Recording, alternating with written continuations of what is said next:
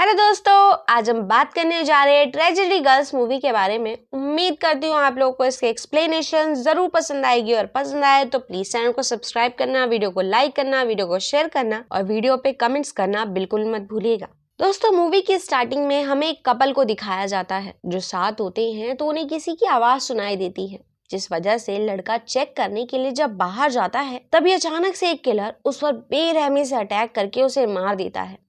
ये देखकर गाड़ी के अंदर मौजूद लड़की डरकर वहां से भागने लगती है, लेकिन किलर उसका भी पीछा करने लगता है। तभी वो किलर वहां लगी एक वायर में फंसकर जमीन पर गिर जाता है, जिसके बाद वहां पर उस लड़की की दोस्त भी आ जाती है और वो दोनों ही मिलकर किलर को मारकर अपना बंदी बना लेती हैं। फिर वो दोनों किलर का ड्राइविंग लाइसेंस चेक करते हैं तो उन्हें पता चलता है कि उसका नाम लोवेल है। इस दौरान हमें ये भी पता चलता है कि वो लड़कियां ऑनलाइन एक ब्लॉग चलाती हैं जिसका नाम ट्रेजेडी गर्ल्स है, जिसमें वो क्राइम से रिलेटेड ब्लॉग्स अपलोड करती हैं और उन दोनों का नाम मकेला और सैडी है, जो कि चाहती हैं कि लोवेल उन्हें किलर्स के बारे में सारी चीजें समझाएं जिससे वो दोनों क्राइम के बारे में अच्छे से रिसर्च कर सके। तो वो कुछ दिनों तक उसे बांध कर ही रखने का फैसला करते हैं, जिसके बाद हम देखते हैं कि क्रेग अभी भी जिंदा है, जिसे सैडी मार देती है क्योंकि वो नहीं चाहती थी कि किसी को भी इस बारे में पता चले। फिर वो दोनों मिलकर उसकी बॉडी के छोटे छोटे टुकड़े करने लगती हैं। ये देखकर लोवेल भी काफी घबरा जाता है।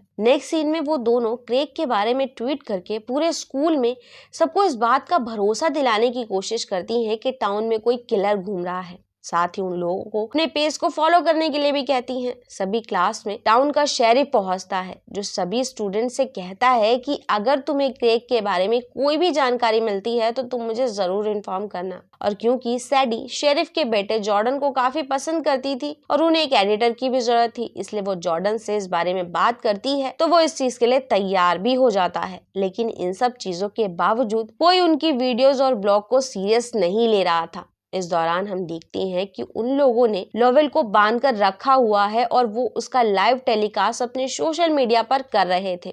हालांकि उन दोनों को लगता है कि वो लोवेल की हेल्प से फेमस हो सकते हैं, लेकिन सैडी को ऐसा बिल्कुल भी नहीं लगता था। जिसके बाद वो दोनों देखती हैं कि उनसे ज्यादा फॉलोअर्स मकेला के एक्स बॉयफ्रेंड टॉबी के थे, इसलिए वो दोनों उससे क्रैक के बारे में एक पोस्ट डालने के लिए कहती हैं जिससे उन दोनों के फॉलोअर्स बढ़ सके। लेकिन वह ऐसा करने से साफ मना कर देता है, जिससे सैडी काफी गुस्सा हो जाती है और कहती है कि हमें उसे मारना होगा। हालांकि मकेला इस चीज के लिए तैयार नहीं थी, लेकिन सैडी के फोर्स करने पर वो मान जाती है। फिर मकेला टॉबी को कॉल करके उसका ध्यान भटकाती है और फिर टॉबी को चीयर लीडर की खून से भीगी हुई जैकेट का फोटो भेजती है, जिसे देखकर टॉबी उसे बचाने के लिए निकल पड़ता है, जिससे रास्ते में बिछे हुए ट्रैप से उसका एक्सीडेंट हो जाता है। जिसके बाद मकेला और सैडी उसके पास पहुंचती हैं और चाकू की हेल्प से उसे बहुत ही बेरहमी से मार देती हैं। हालांकि वो दोनों टॉबी की मौत को एक सोची समझी साजिश बता रही होती हैं, लेकिन बाकी सभी लोग उसे सिर्फ एक एक्सीडेंट मान रहे थे। इन हादसों की वजह से क्लास की हेड स्कूल में होने वाले फंक्शन में सेलिब्रेशन करने के लिए मना करती है। हालांकि सैडी और मकेला उसे ऐसा करने से मना करती है, लेकिन वो उनकी एक भी बात नहीं सुनती, इसलिए वो दोनों हेड का बनाया हुआ लाइब्रेरी का सैंपल बहुत ही बुरी तरह से तोड़ देती हैं, जिसकी वजह से हेड को स्कॉलरशिप मिलने वाली थी। इसलिए हेड दोबारा उस लाइब्रेरी सैंपल को बनाने की कोशिश करती है, लेकिन तभी कोई गैराज की लाइट बंद कर देता है। हालांकि हेड लाइट ऑन कर देती है, लेकिन अचानक से उसके सामने एक मास्क पहनी हुई लेडी पहुंच जाती है। लेकिन उसे देखकर हेड को ऐसा लगता है कि वो ड्रामा की प्रैक्टिस करने के लिए वहां पर आए हुए हैं, पर तभी उसे वहां पर एक और मास्क पहनी हुई लेडी दिखाई देती है, जिन्हें देखकर वो काफी घबरा जाती है। इसलिए वो वहां से भागने की कोशिश करती है, लेकिन वो दोनों मिलकर एक स्पेयर की हेल्प से उसके सर को बहुत ही बेरहमी से काट देते हैं। लेकिन इसके बावजूद सैडी को इस बात का शक था कि अभी भी एक एक्सीडेंट लगेगा, इसलिए वो हेड के बॉडी पार्ट्स को काट काट कर अलग करने लगती है। अगले दिन जब हेड की दोस्त कॉफी लेकर स्कूल पहुंचती है तो वो हेड की ऐसी हालत देखकर डरकर वहीं पर बेहोश हो जाती है। और क्योंकि अब ये बात प्रूफ हो चुकी थी कि टाउन में कोई सीरियल किलर घूम रहा है, इसलिए सैडी और मकेला काफी खुश थे क्योंकि वो दोनों ही अब फेमस हो चुकी थी। जिसके बाद उन दोनों को प्रिंसिपल ऑफिस पर बुलाया जाता है। हालांकि पुलिस ऑफिसर उन दोनों से किलर को ढूंढने में हेल्प करने के लिए कहता है, लेकिन उन दोनों को इस बात में कोई भी इंटरेस्ट नहीं था और वो कहती हैं कि हम अपने ब्लॉग में इस बारे में हेल्प कर रहे हैं, जिसके बाद सैडी और मकेला हेड को याद करने के लिए स्कूल के सभी बच्चों को इकट्ठा करती हैं। लेकिन इससे पहले कि वहां पर वो दोनों उसके बारे में कुछ भी बोल पाती हैं, स्कूल का fire fighter big L stage पर पहुंच जाता है और कहता है कि ये दोनों लड़कियां बिल्कुल सही कह रही हैं। हमारे टाउन में कोई किलर घूम रहा है जिसके बारे में पुलिस कुछ भी नहीं कर पा रही है, इसलिए हमें खुद ही इसके लिए कुछ करना होगा। उसकी ये बात सुनकर सब लोग उसका साथ देने के लिए तैयार हो जाते हैं, इसलिए सैडी और मकेला उसे मारने का फैसला करती हैं। ये जानकर लोवेल उन्हें प्लान बनाने के लिए कहता है, साथ ही मकेला को भड़काने की कोशिश भी करता है, लेकिन वो उसकी बातों में नहीं आती। जिसके बाद हम बिगेल को देखते हैं जो जिम में होता है, तो मकेला उसके पास पहुंच जाती है और उसे अपनी बातों में फंसाकर उसके पानी की बोतल में कोई लिक्विड मिला देती है। लेकिन इससे पहले कि वो पानी पी पाता, सैडी वहां पहुंचकर उस पर अटैक कर देती है। इस दौरान वो उन दोनों पर ही काफी भारी पड़ रहा होता है।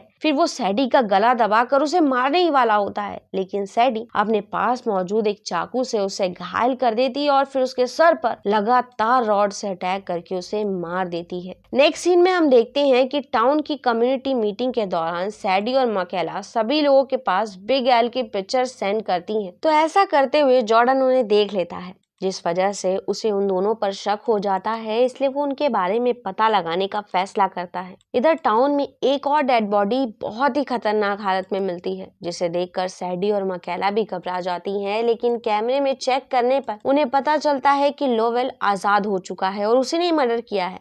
इसलिए वो दोनों पुलिस ऑफिसर को इस बारे में बताती हैं कि कोई उन्हें फॉलो कर रहा है, लेकिन वो उनकी बातों को बिल्कुल भी सीरियस नहीं लेता है। वहीं दूसरी तरफ जॉर्डन भी अब एडिटिंग का काम करने से मना कर देता है, जिस बात से मकेला और जॉर्डन के बीच बहस हो जाती है, जिस वजह से गुस्सा होकर मकेला उसे मारने का फैसला करती है। हालांकि इस बात के लिए सैडी साफ इनकार कर रही थी। तभी मकेला देखती है कि उसका रिकॉर्डिंग वाला फोन गायब हो चुका है, जिस वजह से वो काफी घबरा जाती है और उसे शक था कि उसका फोन जॉर्डन ने ही गायब किया है। इस बात पर वही फैसला करती है कि वो चुपचाप उसके घर जाकर उसका गला काटकर उसे मार देगी। नेक्स्ट सीन में हम देखते हैं कि जॉर्डन के पास मकेला नहीं बल्कि सैडी पहुंचती है, जो उसे अपनी बातों में उलझाकर उस पर अटैक करने की कोशिश कर रही थी। लेकिन तभी उसके हाथ में लिया हुआ चाकू जमीन पर गिर जाता है। इस दौरान जॉर्डन बताता है कि मुझे शक है कि मकेला ही एक साइको किलर है, या फिर वो साइको किलर को जानती है जो ये सब कुछ कर रहा है, और मैं बस यही चाहता हूँ कि तुम सेफ रहो।